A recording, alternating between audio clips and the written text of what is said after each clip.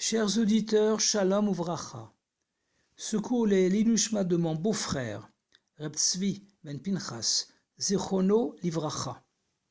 Ce jeudi, donc dès mercredi soir, et vendredi, sont les 2 jours de Rosh Chodesh Kislev. Et Shabbat sera le Shabbat Parasha Toldot. Ce vendredi Rosh Chodesh 1er Kislev marquera le 45e anniversaire du jour lumineux, Yom HaBahir, où l'on exprimera notre reconnaissance à Hachem pour le retour du Rebbe, après un malaise cardiaque pendant les Hakafot de Shmini Atzeret en Tafshin Lamed Chet, en 5738-1977.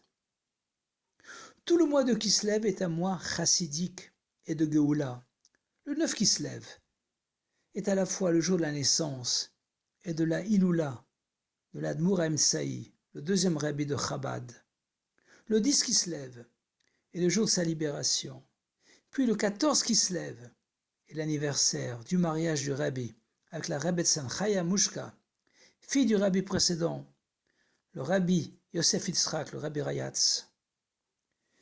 Le 19 et 20 Kislev, Yutet V'Chav Kislev, sont les jours de Chag HaGeoula, de la libération de l'Admour Hazaken, l'auteur du Tanya et du Shulchan Aruch Harav, et surtout le Rosh Hashanah de la Chassidoute, jour où le feu vert a été donné pour la propagation de la Chassidoute, le Matan Torah de Pnimut HaTorah, et bien sûr, ensuite, le 25 Kislev, premier des 8 jours de Hanouka. Depuis l'année Tismar 5748 est organisé au 770 le Congrès international des émissaires du Rebbe, le Kinus Hashlochim Haolami, qui a toujours lieu à proximité de Rosh Chodesh Kislev. Lors du congrès des émissaires en 5752, en Tafshinun Beit, il y a 31 ans, qui avait pour thème central Kol Yemei Chayecha, la vie limot HaMashiach, tous les jours de ta vie pour amener les jours du Mashiach, le Rebbe a affirmé dès la première sikha que la Vodat HaBirorim, le travail de raffinement, est terminé, et même celui de faire briller les boutons, et que la shlichut, à partir de maintenant, consiste à se préparer soi-même, ainsi que son entourage, à recevoir le Mashiach Sidkenu Bepoel Mamash, concrètement. Le Rebbe a précisé que c'est un chidouche, une nouveauté générale et essentielle dans la shlichut, qui doit imprégner tous les aspects et constituer le portail, le char, duquel s'élèvent tous les sujets de la shlichut. Donc, lorsqu'on accomplit, par exemple, tous les mifsaïm akdushim, toutes les campagnes saintes du Rabbi, on doit ressentir que c'est essentiellement pour réaliser mitzvat rotzonecha et se préparer dignement et concrètement à recevoir le Mashiach. Le nom de la paracha de cette semaine est Toldot, les naissances. Elle a 106 kuvav, versets, kav psukim, et sans siman et oulo, sans joug, qui est un mot de la paracha de cette semaine. Bereshit, chapitre 27, verset 40. Ufarakta oulo me'al savarecha. Et tu, Esav, t'affranchiras de son joug, celui de Yaakov, au-dessus de ton cou. Lorsqu'on n'entend pas Hakol Kol Yaakov, la voix de la Torah et de la tfila, de la prière, alors, Veyadaim Yede Esav, les mains d'Esav prennent le dessus sur nous. Pour contrer le joug d'Esav, on doit accepter le joug divin, Kabbalot Ol Malchut Shamayim, qui est l'essence du commencement du service divin, de la Vodat Hashem, d'une vie de Torah et mitzvot.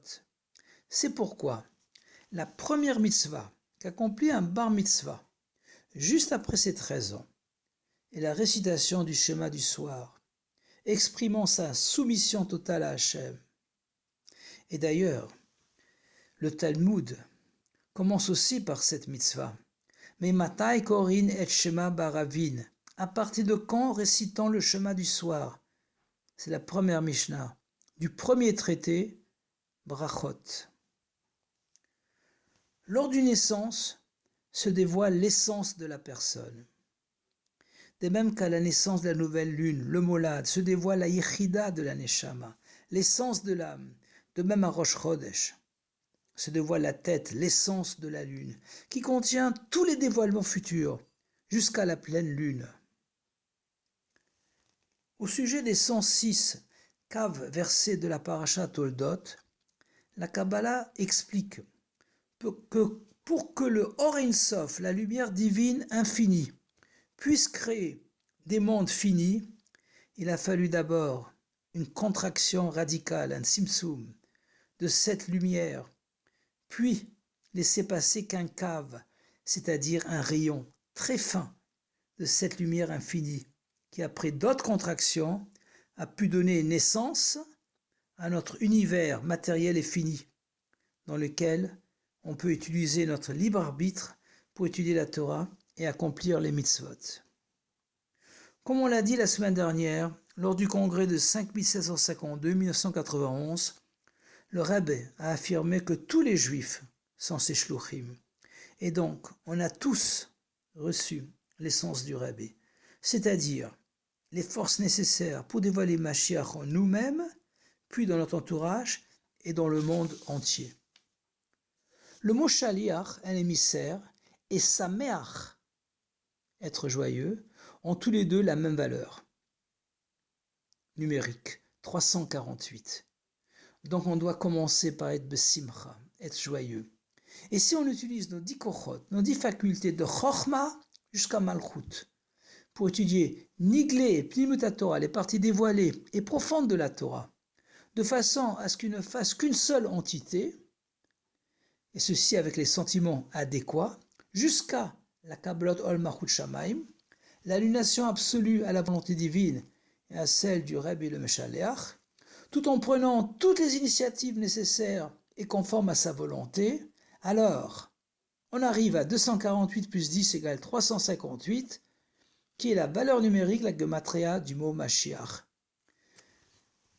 Avec le dévoilement du Mashiach et de la joie ultime, Yismach, qui est une permutation des lettres du mot Mashiach.